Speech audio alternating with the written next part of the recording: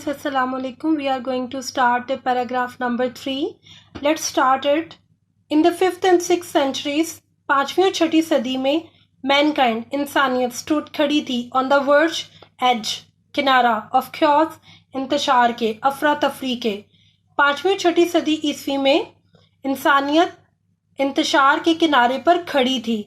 It seemed, ऐसा लगता था, that the civilization, कि वो तहजीब which had taken 4,000 years to grow, जिसे फलने फूलने में 4,000 साल लगे थे, had started, शुरू हो चुकी थी, crumbling, shaking, हिलना जुलना, यानी टूट फूट का शिकार होना. ऐसा लगता था कि वो तहजीब जिसे फलने फूलने में तकरीबन 4,000 साल लगे, वो टूट फूट का शिकार होना शुरू हो चुकी थी. At this point in time, इस वक्त अल्लाह ऑलमाइटी रेस्ट, अल्लाह ताला ने भेजे रसूल सल्लल्लाहु अलैहि वसल्लम, एक रसूल फ्रॉम अमंग देमसेल्व्स, उन्हीं में से.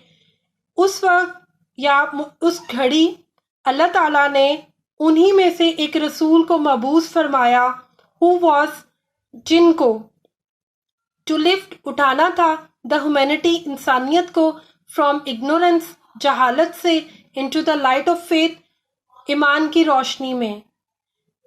उस वक्त अल्लाह ताला ने उन्हीं में से एक रसूल को मबूस फरमाया जिन्होंने इंसानियत को जहालत से निकालकर ईमान की रोशनी में लाना था.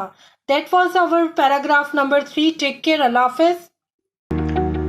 Dear students, please subscribe our channel, press the bell icon, like, share and comment the videos.